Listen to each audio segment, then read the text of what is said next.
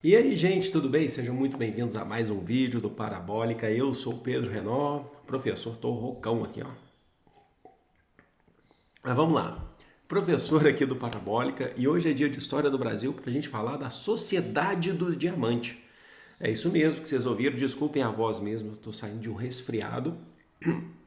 Mas Sociedade do Diamante, que é uma das atividades econômicas do período colonial, certo? Então já se inscreve no canal se ainda não for inscrito e curte esse vídeo para ajudar o canal a crescer, porque tem história geral, história do Brasil, filosofia, sociologia, tem conteúdo completo para o Enem e demais vestibulares. Vamos lá então, gente. Primeira coisa, a exploração do diamante no Brasil, na colônia, passou a ser uma realidade de fato. A gente começou a explorar o diamante no Brasil a partir de 1729, então século XVIII. Então é um pouquinho depois, quando começa a exploração do ouro. Exploração do ouro, mais ou menos 1709, 1710, por aí. E por que eu estou falando isso? Porque, principalmente, logicamente, nas Minas Gerais, mais ao norte de Minas Gerais, hoje na região ali do Vale do Jequitinhonha, na região que a gente conhece ali, Diamantina. O nome já é sugestivo, né? A gente vai falar um pouquinho mais daqui a pouco. Mas o que acontece? Por que isso é importante? Porque a descoberta do diamante tem a ver com a descoberta do ouro ou da exploração do ouro. Porque à medida em que foram explorando o ouro, foram extraindo ouro no território aqui das Minas Gerais, inclusive em 1729 a capitania de Minas Gerais já existia, porque a gente já tinha passado pela revolta de Filipe dos Santos, que aí a partir disso foi fundada a capitania de Minas Gerais.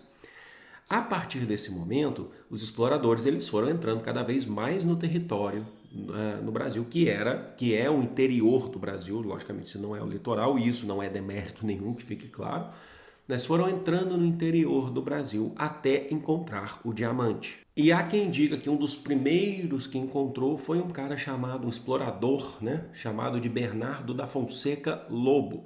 Ele, logicamente, que eles encontraram um diamante com uma certa abundância e logo Bernardo da Fonseca Lobo enviou uma remessa de diamantes para Portugal, informando da descoberta. E aí, a partir de 1729, começa todo o processo da exploração. A partir desse momento, a partir da descoberta, é criado então um mecanismo para poder explorar o diamante. Que mecanismo? O regimento do diamante. É simplesmente uma lei para estabelecer regras para a exploração desse diamante. Afinal de contas, o Brasil era uma colônia de Portugal, certo? Só que aí a gente vai ter alguns momentos e mais de um regimento, tá? Vai valer ao longo do século XVIII e até o século XIX. Importante que vocês saibam e anotem.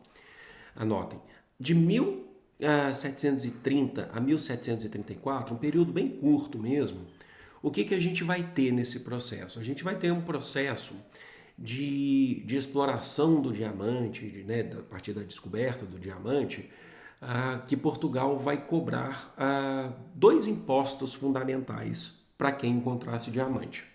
O primeiro imposto é o imposto da captação, que é basicamente o que já existia dentro da sociedade aurífera, sociedade do ouro, certo? Então, se você tem um número X de escravos, se você é um explorador, você tem um número X de escravos, você vai pagar um imposto anual X. Se você tem um número Y um pouco menor, você paga menos impostos, porque quanto mais escravos o senhor possuísse, mais chances dele extrair mais diamantes. Então, o imposto de captação é per capita por número de escravos, certo? E, logicamente, também que aí já foi estabelecido por esse regimento do diamante o quinto. O quinto que vocês conhecem muito bem, aplicado já no ouro. Na verdade, o quinto é um imposto desde o início da colonização, antes de descobrir o ouro, que era 20% da sua extração, anualmente você passa para Portugal. Então foi estabelecido o quinto do diamante, né, o quinto e a captação no diamante. Então a gente pega os impostos já que estavam sendo cobrados no ouro e transfere para o diamante, até mesmo por conta da proximidade. E nesse processo, é importante que você saiba, desse de 1730 a 1734, só era possível explorar o território com a permissão da coroa portuguesa, certo? Então não podia chegar qualquer um para explorar o diamante. Então tinha que ser com a permissão da coroa portuguesa, e esse diamante tinha que sair daqui com naus portuguesas, com navios portugueses. Existia um monopólio português na exploração desse diamante.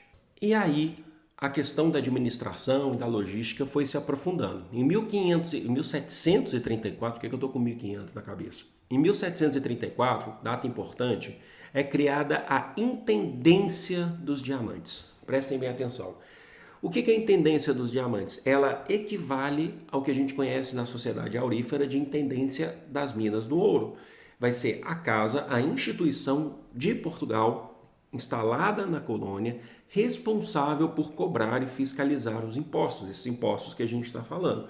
Na sociedade aurífera nós tínhamos a Intendência das Minas de Ouro, agora nós temos a Intendência de Diamantes, localizada no Arraial de Tejuco, que era o Arraial de Tejuco é o que a gente conhece depois, que a gente vai conhecer depois, conhece hoje como o município de Diamantina. Depois ele vai virar um distrito de Diamantina, a gente vai ver isso ainda.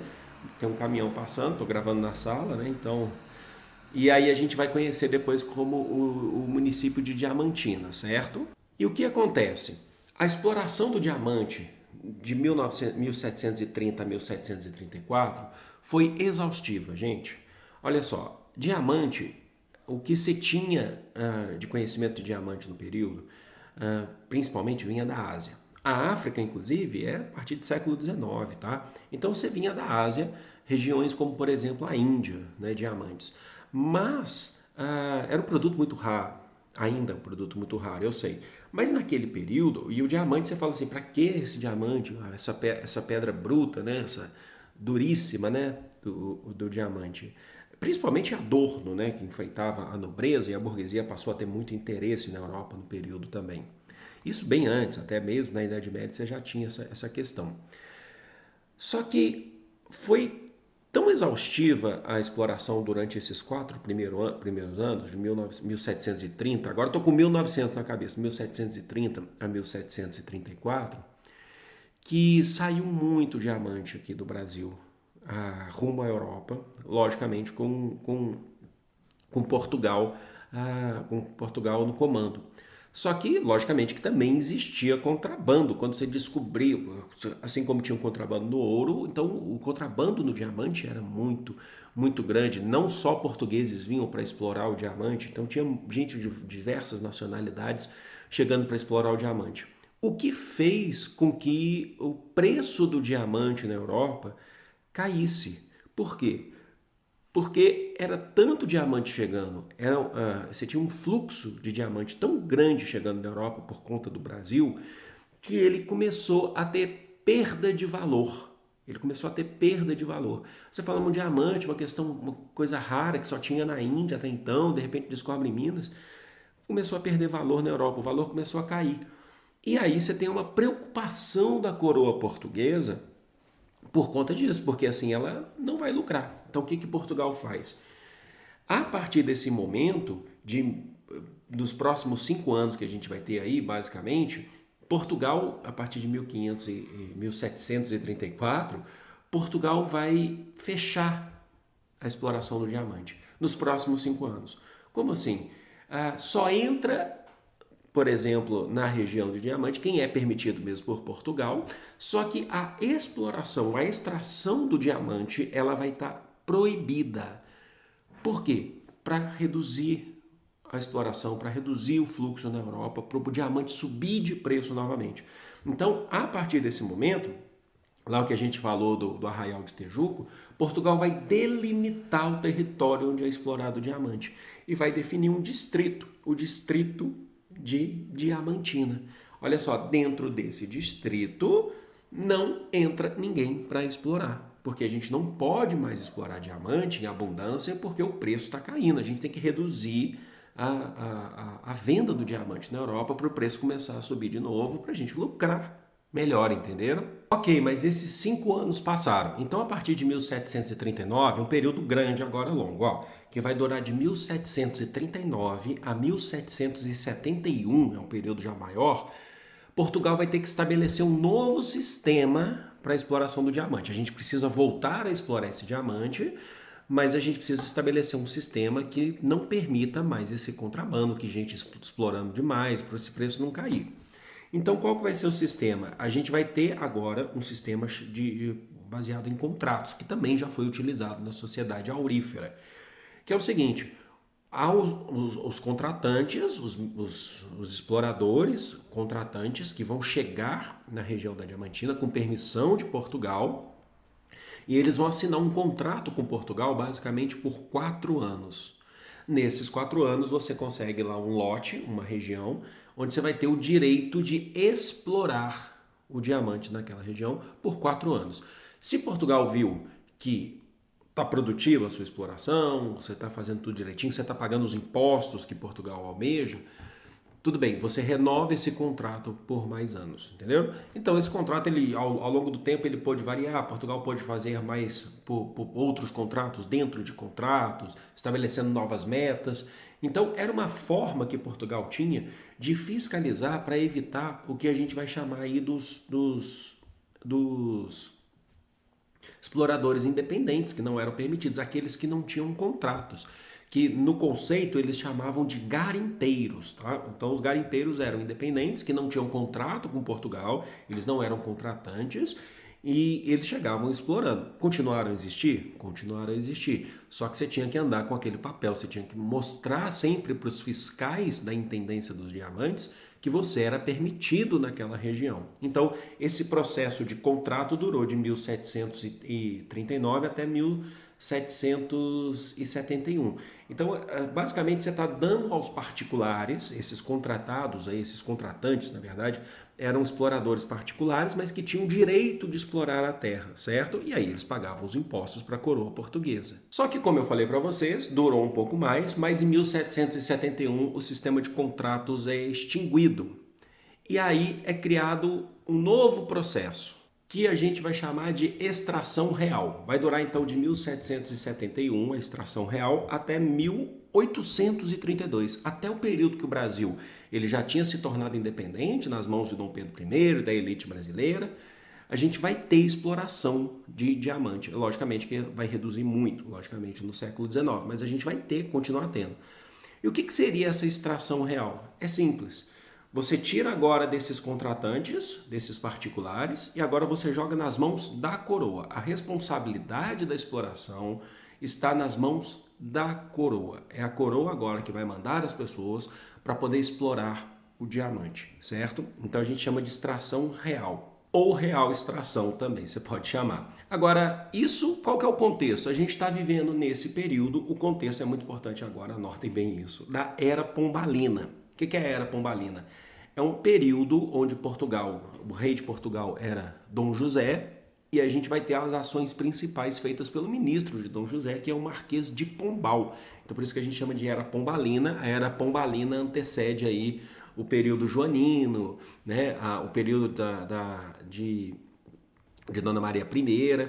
Então, mas a Era Pombalina, a gente entende, a gente sabe que o Marquês de Pombal, mas principalmente ali Pombal e Dom José, eles eram déspotas esclarecidos. O que eram isso? Eram nobres, Dom José no caso, que governava de acordo com o iluminismo, certo? Então ele sabia que se ele fosse um cara super centralizador, ele perderia a cabeça, assim como estava acontecendo na Europa, assim como aconteceu na França em 1789, a partir da Revolução Francesa, a independência dos Estados Unidos, que é a Revolução Americana.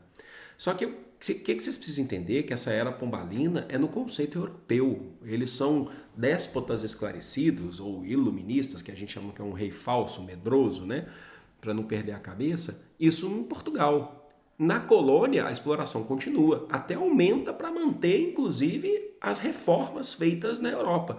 Para você fazer reformas na Europa, você precisa de dinheiro, então vamos aumentar a exploração na colônia. Então esse conceito de Era Pombalina, ele vale muito mais de despotismo esclarecido para Portugal do que para a colônia. Isso vale para a extração do ouro também, tanto é que foi cobrada, você tinha sempre a ameaça de cobrança da derrama. Tanto é que foi feita em Confidência Mineira aqui em 1789, né? Então, o que acontece nesse processo, que é muito importante que vocês saibam? A partir da real extração, você joga o monopólio para as mãos da coroa portuguesa, certo? Centraliza e joga, inclusive, a extração ela fica a cargo das necessidades de Portugal através do erário régio, que é o Tesouro Nacional de Portugal. É basicamente o tesouro, a riqueza de Portugal, que foi criado dentro do período da Era Pombalina, se eu não me engano, em 1761. Aí, né, 10 anos antes da gente estabelecer essa real extração. Então agora acabou os particulares. Portugal manda, precisa extrair muito, precisa explorar muito, porque Portugal, inclusive, precisa fazer reformas, né? E, inclusive, está endividado. E assim, gente, foi criado um novo regimento, uma nova regra para a exploração, que é o regimento diamantino, né? Esse novo regimento diamantino que, na época, a partir de 1771, ficou bem conhecido, vulgarmente ou popularmente conhecido, como o livro da capa verde, porque o exemplar que se tinha aqui no Brasil era de capa verde, né? Então era um único exemplar desse regimento diamantino e ele tinha severas, uma regra muito severa para a exploração do diamante, que eu falei para vocês, é centralizado por Portugal, a partir dessa nova política da Era Pombalina, e passa a Era Pombalina, chega até a independência do Brasil, mas a gente passa a restringir de novo, a demarcar de novo o território diamantino para evitar que pessoas não permitidas entrem. Então agora só mesmo funcionários da coroa portuguesa entrando no distrito diamantino. Diamantino foi fechada basicamente novamente. Então, por conta disso, foi proibida a venda de vendedores, a circulação de vendedores ambulantes no território diamantino. É como se Diamantina virasse um distrito naquele período, que não era uma cidade, um município. Ele, inclusive, se torna município só no século XIX, tá? Mas se torna um distrito fantasma, uma cidade, um distrito que basicamente você não tinha circulação de muitas pessoas, que era justamente porque ali o foco era centralizador.